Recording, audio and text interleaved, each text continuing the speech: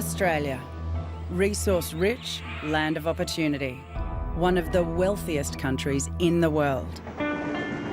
But we're also one of the most unequal. The rich are getting richer and the poor are getting poorer. It wasn't so obvious 10 years ago, but now it is becoming very obvious.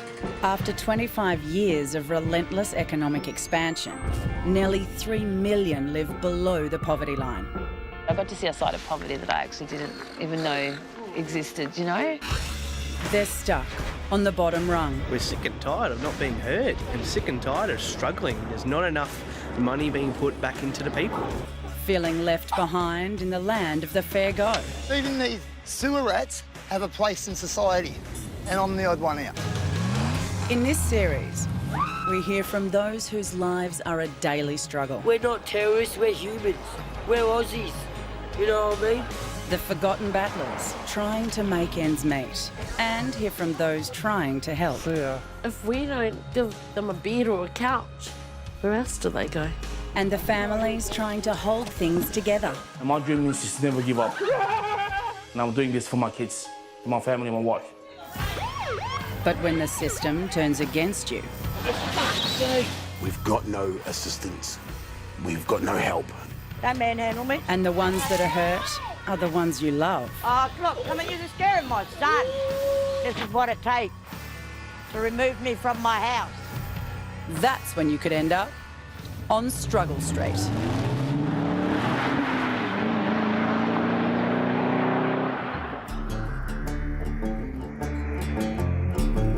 In Australia, we're constantly told by our government how lucky we are.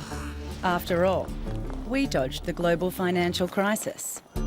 But across every city and country town, many of us are barely making ends meet. Try living on New Start when you're 57 and you've worked all your life. Try living in a tent with no income at all, stealing to eat. Even my mum personally is struggling and she's working her ass off. She's working 3 different jobs just to support us kids. Even Australia's third largest economy, Queensland, is home to some of the country's most disadvantaged areas. One such area is Inala.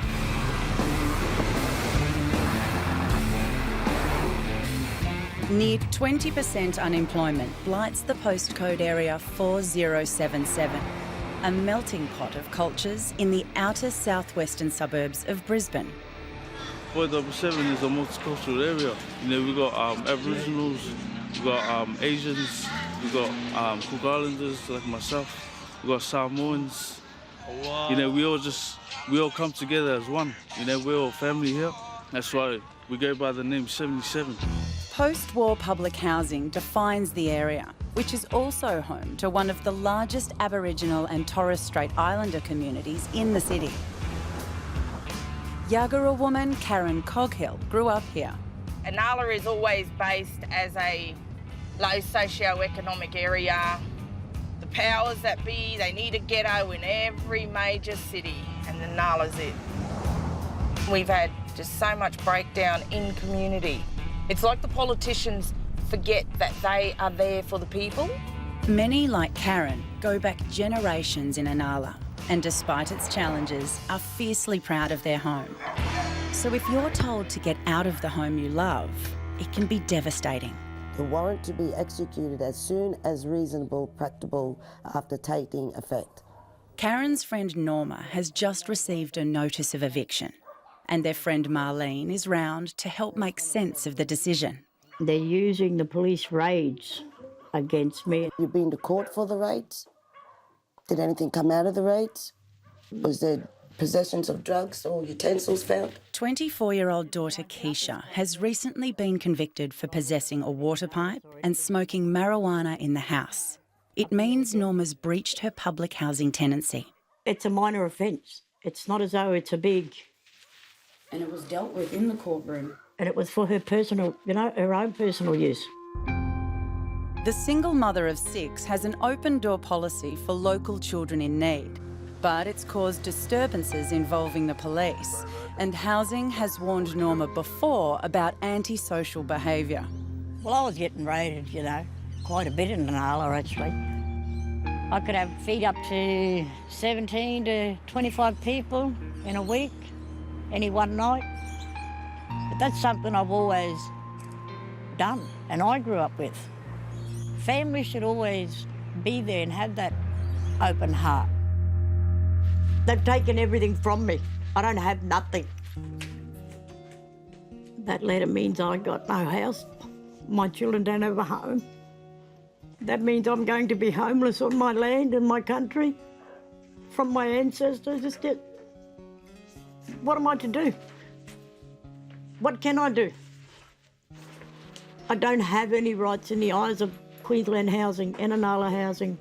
They don't even want to listen to me. You know, I was born here. I've lived all my life in Brisbane. Inanala is my home.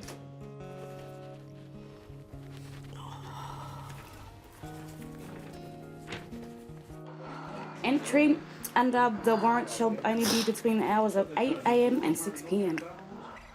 And this was sent from the Queensland Civil and Administrative Tribunal. I can't get out. We're in the middle of winter. What am I going to do? How can you explain to an 8-year-old child that we've been kicked out because of police and everything else? They've only known one home. They don't know any other home. I don't know what's going to happen. It's... Oh, my God. They want you out. They're going to come here, all arms, police, everything, to get you out. We're told if we work hard and live within our means, we'll get on. And if times get tough, the system is there to catch us. The fair go is a cornerstone value of what makes us proud to be Australian. But nowadays, it doesn't always apply to everyone. When I arrived in Australia in 1989, we were entitled to Centrelink and all the benefits. In 2001, it changed. Anyone that came after that date were no longer entitled to any benefits or Australian government support, except for the family tax. In one legislative stroke, the Howard government's change to the benefits system left more than 140,000 Kiwi residents without a safety net, should times get tough. Based near Inala, the Koha Shed was co-founded by Lily and Mike. Culturally, Kiwis, it's not in our nature, it's not in our culture to turn people away, you know. We weren't brought up like that. The charity provides accommodation for those with nowhere to go. But unlike the Australian government, it helps all nationalities, not just Kiwis. This is our first house. It's been open since the 27th of April 2015. That's Phil. Phil is one of our Kiwi boys that stay here and not entitled to any benefits, eh? Isn't that right, Phil? Yeah, no government support. Just under 4.5 years to go. What for? To try and get Centrelink, and I can only get it for 6 months. You've got to be in the country for 10 years and then you're only entitled to it for 6 months. And that's just the New Start, or? New Start, yeah. Yeah, wow. And at the moment you don't have no income support or? All I can get is the healthcare card. Which entitles you to cheaper bus transport? Medication and stuff, yeah. Ironically, Australians living in New Zealand can claim benefits after only 2 years. Phil, did you want a cuppa? I was going to tell you to get stuffed anyway. 13 men live in the 4-bedroom shelter, and the charity is struggling with high running costs. I'm a recovering heroin addict, been clean for 3 years now. These guys have been very supportive. This is a stepping stone. From here, you move on to try to get your own place or share accommodation with someone else again, you know? And then from there, you try and get your own place eventually. We don't get no funding from the government. How we survive is those that are on Centrelink or working, they contribute. They pay a contribution each week. So each person is income assessed. The rest of us are all volunteers. We don't get no wage or anything. Gotta keep you on your toes, Phil. If I didn't have that support, I'll be honest, I think I would be using heroin again. I would be. But this time I've chosen a different path. The Koha Shed's philosophy of not turning anyone away means the fledgling charity is sailing close to the wind with Queensland Housing. We have 13 in-house at the moment, and to them we're promoting overcrowding. Unfortunately, you know, when we get those knocking at our doors or the phone calls and it's raining, they've got nowhere to go. You know, they just want a hot meal. They want somewhere to be just warm. So, yeah, at the moment, winter is our crazy time. Yeah. There are many different paths to Struggle Street. Two major culprits are mental illness and drugs. More than 4 million Australians will experience a mental disorder at some time in their life, of which nearly a third will have a drug or alcohol problem. They're either got a mental health issue and mental health people won't help them because they've got a drug issue, and a drug issue people won't help them because they've got a mental health issue. There's a complete backward system. But there's drugs everywhere in Australia, it doesn't matter where you are. But they always like to put the spotlight on the low income areas, on the struggling areas. Well, it's escapism. You think the world's a better place when you're high. You don't have to deal with all the shit that's going on in your head. Ice has exploded onto our streets in recent years, but in some areas of Melbourne's inner suburbs, heroin is also king. All right, well, you both come in then. Come on. Because if one doesn't come in, the other won't. Michael lives in the inner West Melbourne suburb of Seddon. The former truck driver has battled addiction and mental health problems his entire adult life, and now lives in transitional housing. OK, old fella, let's see you on the couch as usual. And how are your legs today? This is Kaiser. Kaiser's 14. And Whittle's 1. I've been a bit depressed. And the house is an absolute pigsty. And it's just all got on top of me. And I'm a little bit ashamed of the state of it.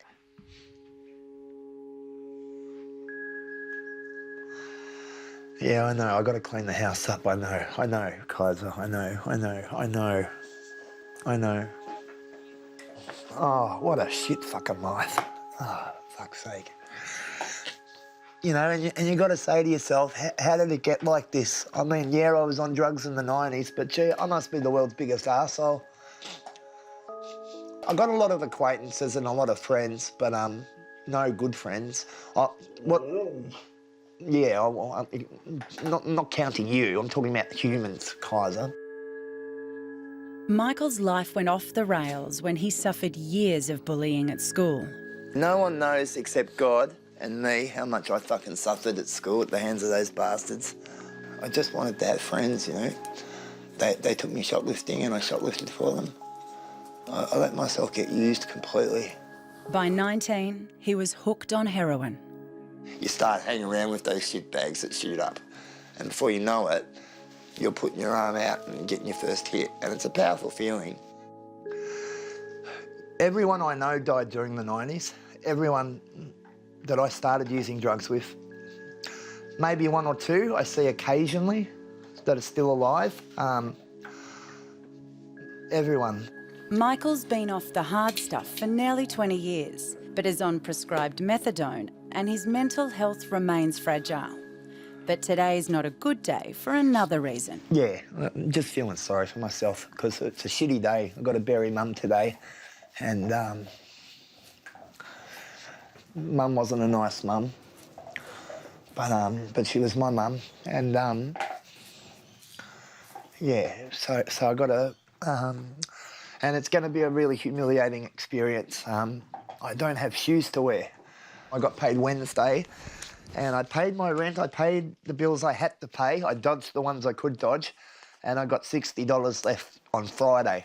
Every week, it's the same struggle, with $110 of his $400 benefit going on rent. I'm sick of going hungry, and I haven't got the rest of the cans that the dogs need for this week yet. I haven't had the energy to go to the shop. I've just been buying them one at a time. So I can't afford fucking shoes. My family hate my guts. They don't want anything to do with me. I could show you some text messages over the last few days, just threatening messages from different relatives. You know, you junkie dog, you this, you that. No wonder your parents were ashamed of you.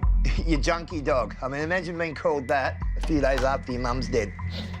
The 44-year-old may not have decent shoes for the funeral, but he's still determined to show up. I don't really go in the bathroom that often. So it's easier for me to just take this light globe around than to go and spend $3.50. What a pain in the ass. Shit. I just don't want to massacre myself too much. Because this is working all right. Because I don't want to be bleeding all over the place at Mum's funeral. My relatives, I'm sure, will be worried about getting AIDS or something off me because I'm such a bad junkie. Arseholes. I had a pretty good life when I was a teenager. My parents aren't poor. I went to Mentone Grammar. Yeah, for 3 years anyway. Then I went to Monterey boarding school. Anyway, I've got to stop talking and get this done. We were very much loved when we were children, me and my brother. We weren't loved as teenagers and as adults, but we were loved when we were kids. Flex for the camera. Michael was on the streets with Kaiser for 2 years, so keeping hold of his few belongings was tough. I used to have a really nice suit. I had to bury it, and it didn't survive the burial. I thought I buried it and wrapped it in plastic pretty good, but I discovered roots grow through even triple-bagged plastic, and after months and months, and yeah, the pants didn't survive, but the suit jacket, not too bad.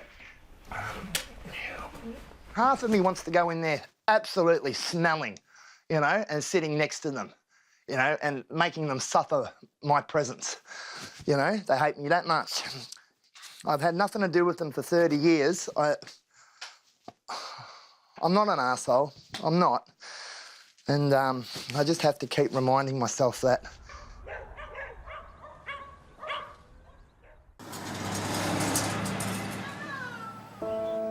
The old saying, charity begins at home, doesn't ring more true than for the Koha shed in Brisbane. Ongoing issues with registering the men's shelter and high running costs have resulted in its closure a week ago. Lily and husband Pi have now personally stepped in. We since closed the men's shelter, and most of them had sourced out their own alternative accommodation. We had 3 that weren't able to. We wouldn't let them go to the street. We didn't have the heart to send them to the street, so we've brought them home. The 5-bedroom house in southwest Brisbane is already packed to the rafters with 15 members of Lily and Pi's family, plus 9 shelter residents. Upstairs is where all our family live. We've got our 4 children and their partners. And then downstairs we have the 3 homeless and a family. Here's the couches, the telly, 3 beds. Rex is from the recently closed men's shelter. He shares this room with 2 other men. Well, I come out of prison. I was pretty much a no-hoper. I didn't have a bail address. Practically the Koha shed gave me life outside the bars. Rex suffers mental illnesses, and then he needs that support care, that 24/7 support care and solid support networks behind him. You know, he's always had us or someone else around. Rex is lucky. He's Australian and so qualifies for transitional housing, a short-term place to help get him back on his feet. I get out in 2 days down to another part of Brisbane. I guess it's a new lifestyle. We've got to get off the drugs, and as I've been doing, and create a better life. Nearly half of those who leave prison in Australia are homeless within the first 6 months. Kiwis Jared and Sharon aren't even as fortunate as Rex. They arrived in Australia after 2001, which means they're entitled to nothing except $400 a week family tax benefit, paid to support their 4 kids. This was our daycare for our kids. That's okay. We had a family that reached out to the koha shed that were becoming homeless, and we transformed it into their bedroom. Their kitchen and their laundry, eh? And their playroom. Yeah, that's their playroom now. Yeah, so this is our whānau, which is family. You're a dickhead. Jared was incarcerated at one of the remand centres here. He reached out to us the weekend that they were facing homelessness, and he was scared. He was absolutely scared and broken that him and his children, his 4 kids, had nowhere to go. Teenagers Trinity and Tian and younger siblings Peyton and Shelby are all crammed into this garage with their parents. Mum and Dad and Peyton, the 5-year-old, sleep in the queen bed. Shelby sleeps there, Tian and Trinity. It's not much, but hey, we make it as the best we can. It's a roof over my kid's head and mine and Jared's. It might not be much, but to me it's everything at the moment. Both are ice addicts, and Jared's also spent 16 months in jail on remand for serious drug trafficking offences. $2 there. Currently out on bail, his future remains uncertain. I had a full-time job once upon a day. I got involved in drugs. Drugs fucking ruined my life. It's ruined the life of my kids. And in the process of that jail time, I lost everything. I lost my positions, I lost my money, I lost all the little things that I thought that mattered. When I didn't see the big picture, I was losing my family. I lost my family. I finally admitted just before Jared went to prison that I had an addiction, an ice addiction, which is no good. Most of the time I have blamed Jared for it, but at the end of the day, it was me. It was my choice to be an idiot. It wasn't me that introduced it to you. No, I know. It's okay. It's okay. I'm the idiot that took it. I'm the idiot that got the addiction. It's my fault. No, it's the drug's fault. Yeah, but... Everyone who tries it once gets hooked. I know. It's a putrid drug. Some people would have half a gram and that'd last them a week. I would boot half a gram 8 or 9 times a day. Putrid, I know, but I just keep going. Just keep booting and booting and booting and booting and booting and booting and booting. They've been clean for 2 weeks and are still fighting withdrawal. But their 19-year relationship is at breaking point for another reason. Dad was away, Mum cheated. Only because I listened to other people saying, oh, Dad, you know, he's going to be away for 25 years, you might as well move on with your life. Then when Dad got out, he found out the truth. Jared wants us together, but it's going to take time. We all need help. We all need counselling. And with the koha shed, I think we're on the right directions of getting all the help we need. Even though she's done what she's done and my mates tell me she's fucked, dog shit, kick her to the curb, as much as I wanted to, I can't, and I refuse to.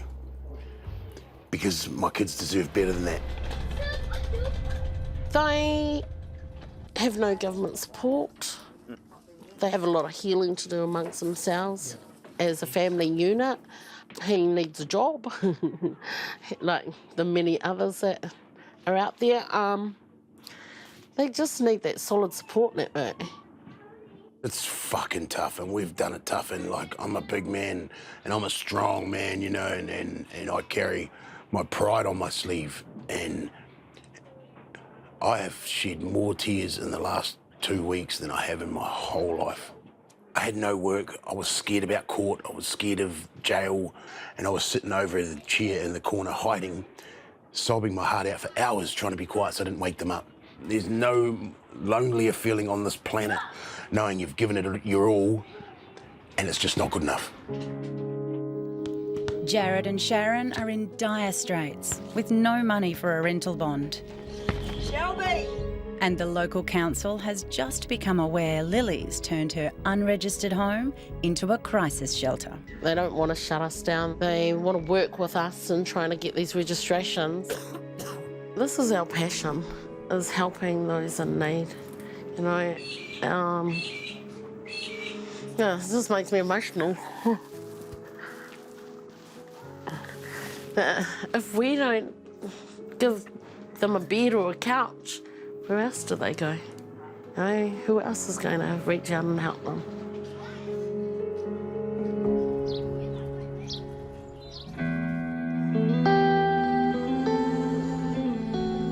Homelessness is one of the most potent examples of disadvantage and social exclusion in Australia today and affects more than 105,000 of us.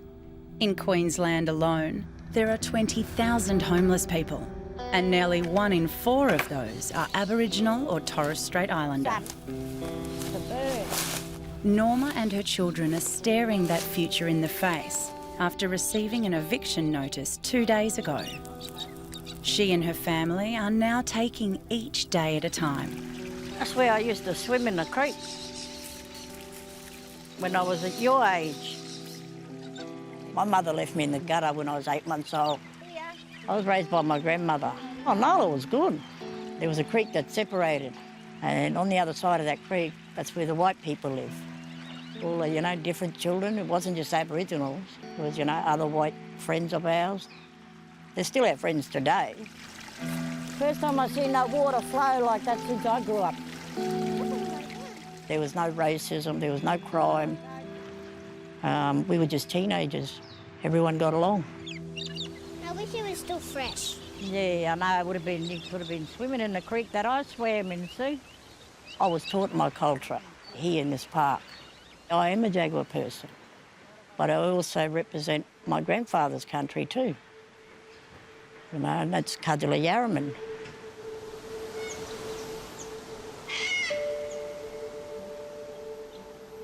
Well, I had my first son in 1987. I was 15 years old. Joe would say, oh, he was loved by all. It taught me, you know, to love a child, to be there as a mother, something that I didn't have. Oh, 2006, I lost my eldest son. It was a Sunday night. We had a knock on the door, about 1:30 in the morning. That's when we were told that my son was in a police chase. There was 4 boys in the car. Everyone was flung out of the car except my son. He was dead on impact. 6 weeks after Joe died at the age of 18, Norma's 2 youngest sons, Hayden, 11, Glenn, 8, and their 9-year-old cousin Reginald were playing on a railway line. They were hit by a train and they were killed instantly, all 3 of them. I howled like a dingo for an hour for my children. It was the hardest thing to ever experience in my life as a mother. It still hurts me today.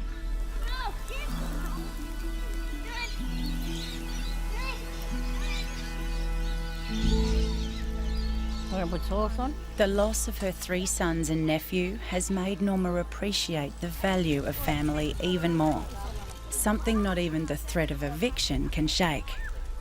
They're running on the evidence of my eldest daughter's minor drug charge, marijuana. That's the reason that they've given me for the eviction.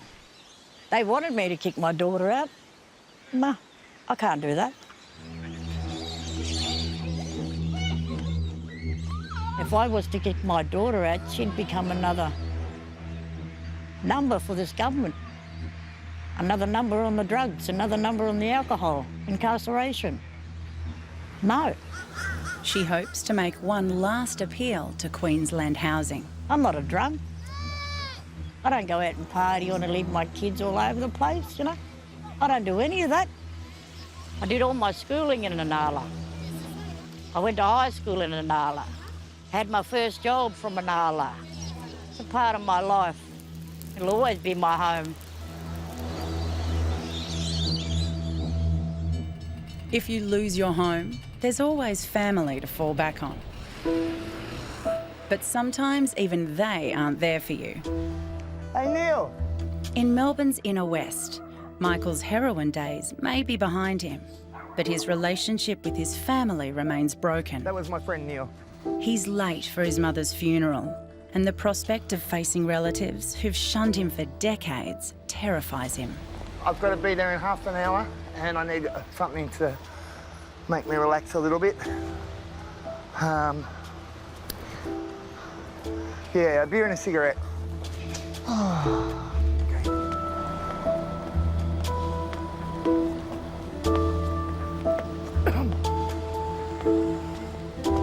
Nah, I'm wrong. I don't know where this fucking bus goes. The guys at the station will know. I'm wondering, where does the 411 go from?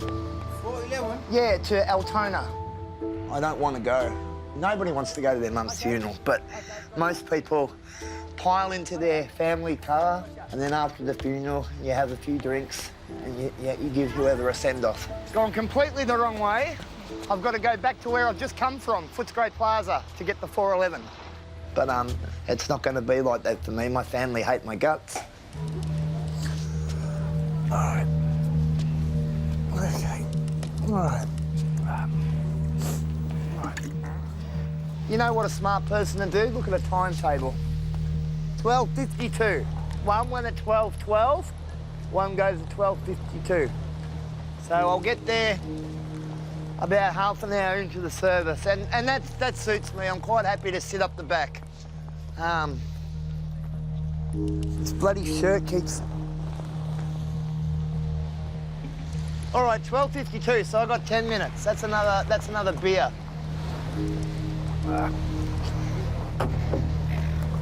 Where is this fucking bus?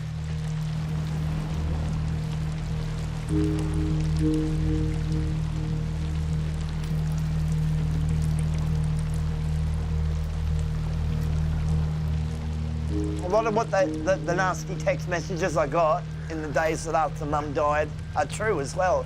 I am a smelly junkie, but I'm not a junkie anymore, but I was.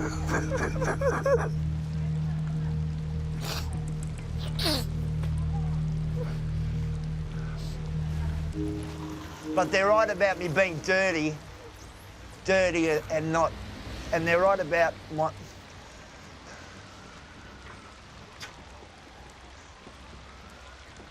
about Mum being ashamed of me. Yeah, she was. Okay, so that's the truth. That's the truth. I wish my mum...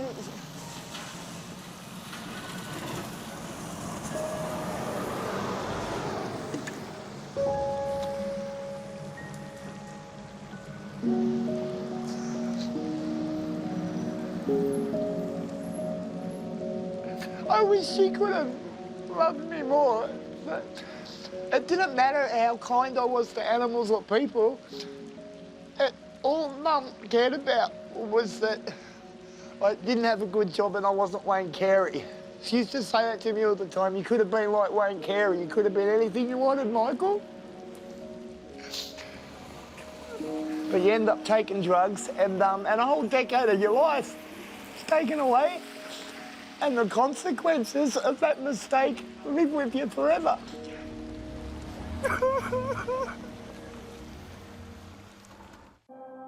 For Australians living below the poverty line, it's not just about the money.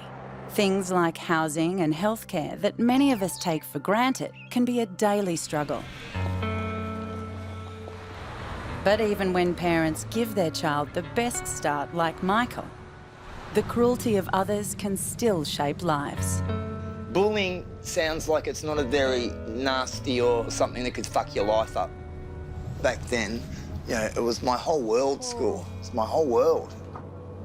Yeah, poor Mum. I miss her now. She couldn't care less if I was at a funeral, but I would be ashamed of myself and feel like a coward if I didn't go. This is my stop, isn't it? Thank you. Yep. See ya. When I was young, I was best friends with Mum, talked to her all the time, told her when I took drugs for the first time, told her when I went to a nightclub for the first time. So I had a relationship where I could tell her things like that. But yeah, she was just ashamed of me in adult life.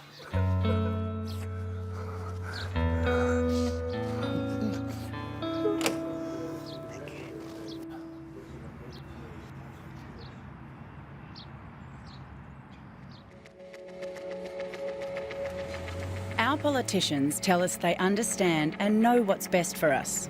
Love them or loathe them, they call the shots. They only care about power because they've got the money. Most of them usually reasonably well off. They just care about power and control. I would love to see one of them do what somebody has to do on a daily fucking basis for a year. I would like them to step foot in somebody else's house on Struggle Street and do what we've got to do for a year. Disheartening to see that Anala never progressed. Oh, we've got Anastasia Palaszczuk's office is just over here. This is the Premier's electorate. Most of her voters all live here. I wrote to her, I thought, oh my gosh, this is Henry Palaszczuk's daughter. Henry was a teacher at our school, at Surfston South State School. He was deadly. Talked to him, you know, a number of times over the years with politics and stuff like that. So I thought his daughter might be similar ways. Nah. Karen's joined her friend and fellow Yagra woman Norma, her sister Kelly and their family at the Housing Service Centre in Anala. We're having a First Nations Yagra woman being evicted from her homelands. She's had one of the first families that ever lived in Anala since they set it up. So we're standing in support of Norma, meeting with housing. We're not protesting, it's a peaceful gathering. And look at that, they've got all these police here to intimidate us, gathering in support of our sister. What other hope have we got here? We've got no politicians that represent our people. Milton Dick doesn't speak for our people, neither does Anastasia Palaszczuk. They've moved along the First People, they've moved along the low socio-economic battlers, and they expect us to be happy living like this. But we're saying no more. It's terrible. Daughter Keisha's drug offence means her mother's in breach of her public housing tenancy. A desperate Norma's turned up to protest with the support of her family. I want these people to sit down and talk to me like a human being. Talk to me so I can understand. Listen to me. Don't just throw me out. You can't take my home away from my babies. I've got 2 little people there. I don't drink. I smoke marijuana. Wow. I survive on $600. Every fortnight, I'm flat out with $70 left. I pay high rent, $583. That leaves me every fortnight $128. And I got 6 kids, but I make do with what I got. It's bad enough my life was already ruined by losing children. Now they want my home? We got every right to gather in front of that office. We got every right to stand there. We're only having a peaceful gathering. We're not going to smash anything. We're not rioting. You got every right. We've still got freedom in this country. My children, my nieces, this is my blood. We are here for each other. They've got issues with the tenants. We're talking about... They're accusing her of you guys going to her place. That's what she's getting evicted for, looking for kids. The eviction of Norma, a pregnant Keisha, and Norma's 2 youngest children can happen at any time in the next 14 days without further warning. You know what it is? I will never, ever respect you again. Never. Never in my life will I ever. I got no respect for you. That's right. I'm angry. We want answers. We want answers because we still have 2 little people at home that are at school at the moment, and when they get home, they want to know if we're still going to be living at home. We've gone upstairs and spoken to the lady. So she says she's quite happy to talk to you today. What now? After she's, brother, come on. Well, we got here before and went up and spoke to find out what the story was. Well, I am not going up there myself. I'm taking my cousin with me. We'll have to go and ask if she's. We'll go and ask if she can go. I'm not going myself. No. Come up and ask her to go. So I was going to find out. Tell everyone to calm down. Yeah, but I might. Got no respect. Ought to be ashamed. Oh, buddy. So hopefully we get a good outcome out of this. We just have to wait and see till they come out of this meeting, and then we go from there.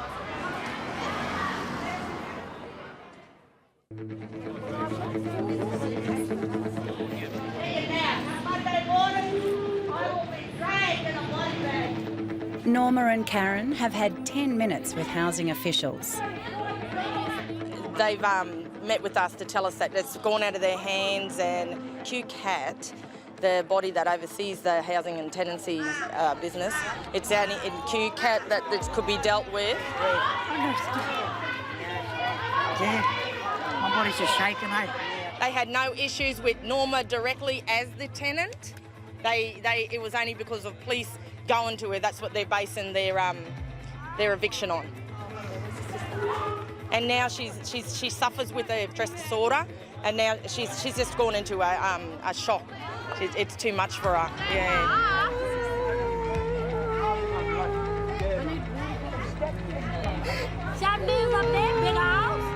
I haven't shaken like this since the day I buried my children. That's...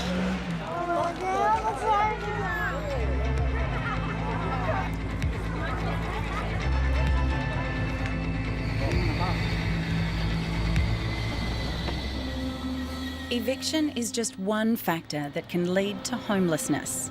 But the one that's most preventable is when people leave institutions, such as prison, with nothing to fall back on. In southwest Brisbane, home for former prisoner Jared, his partner Sharon and the 4 children, has been a garage on the Koha Sheds property for the past few days. Are you right? It's not an easy place to do homework for 16-year-old Trinity when there's 2 adults, 2 brothers and a sister on top of you. Grade 11's hard, really hard, harder than I thought it would be. We have exam block in the next few weeks, assignments all due. It's really stressful. Get ready. Dad, Yeah. what were your daily routines like when you were in jail? I'd wake I up. wasn't even finished my question and you started talking. Okay, my bad. I'm doing my assignment for school. It's a documentary. We had to choose a marginalised subject for our assignment, and I decided to choose prison life and realised that my dad was out of jail, so I thought it was a good idea. What are your daily routines in jail? Wake up, have a shower, shave my legs, brush my teeth, cell door opens, and then nothing. Train, go out in the yard and train, eat, sleep, work out, repeat. When Dad went in jail, I got teased, but it wasn't like teased to the point I was getting bullied. It was just, they thought it was funny that my dad was in jail and theirs wasn't. Mum, tell Peyton to Shelby, bum. Shush, please. So when I went to jail, I was still fried for weeks. They call it drunk, you know, you come off the street drunk. I was still high for about 3 months. All I would think about was Sharon and the kids, and it was going through my head and through my head and through my head, and knowing Sharon was probably still on the crack and not fucking around, and the kids were at home by themselves, and not being able to just pick up the phone and ring them. What was the thing you look forward to the most? Getting out. Other than that? Visits. What was so great about visits? I got to see my missus and kids come in for an hour.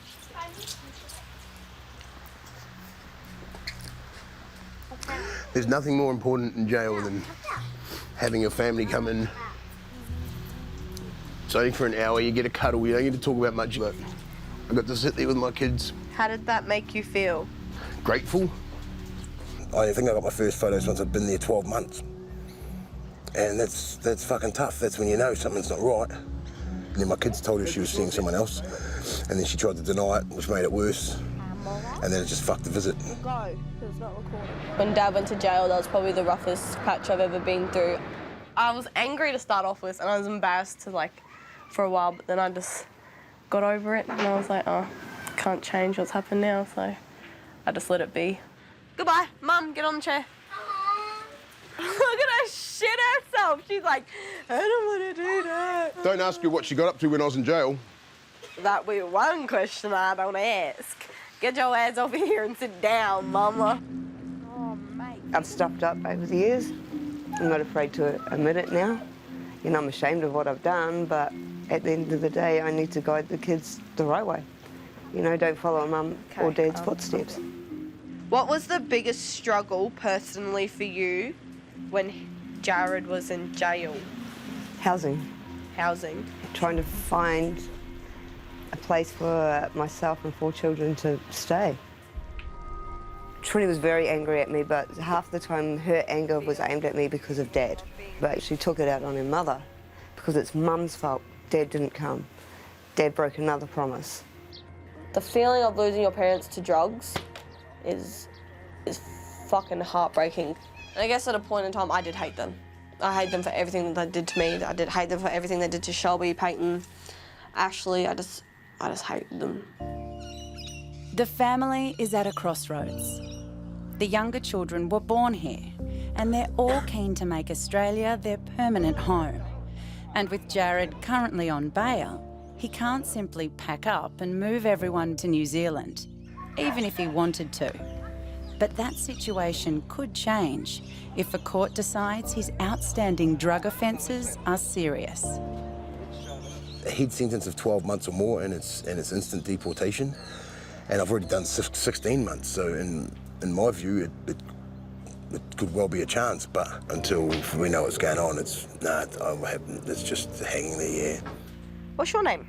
Shelby. How old are you? 9. What family member of yours went to jail? Dad. How did that make you feel when your dad was in jail? Angry, lonely, and sad. Why did it make you feel like that? Because it's hard for me to not have a dad around while he's gone. They are brilliant kids. They've just had a shit go. My son is struggling with it, something fierce. He hates his mum with a passion, you know, and my daughter is waiting for me to explode, and Sharon's waiting for me to just rip apart, you know. She's waiting for me to fucking explode and do some damage because of it, but it's not going to come because it is what it is. I was in jail, for fuck's sake. Shit happens. Do you have any goals you want to achieve now that your dad's out of jail? Yes, I only have one. What is that? That there will be no arguing between my parents.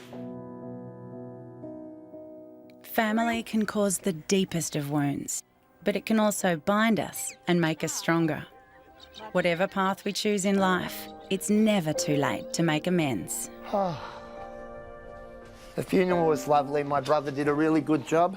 My brother is a fucking arsehole, but what he wrote was it was just beautiful. When I got up and spoke, I just mumbled something. I can't even remember what I said for 30 seconds, but I do know I told everyone I was scared about the future without... I don't know why I'm scared. She never helped other times. It's just that there's no more mum and dad. No more mum and dad at all. We all got to go through it, yeah? Yeah. And one day you'll die too. Everything's temporary in this silly world, you know? God makes creatures like us. We're only here for a while. And that's why we've got to look after each other. Thanks, mate. I needed that. I did. Next time on Struggle Street. Welcome to Broadmeadows. They call this the suburb of all dodgy people. They've housed 15, 20 ice addicts in here, and all it's done is wreck our community over the last 10 years. It just keeps ripping it apart bit by bit. The car industry's gone now. Ford's gone, Toyota's going, Holden's going. It's stressful having to go home and deal with all their stuff and where we are and everything. Oh, look, come on, you're just scaring my son. Fuck, man. Come on. Come on. Today's the 13th. You have to leave. This is what it takes to remove me from my house.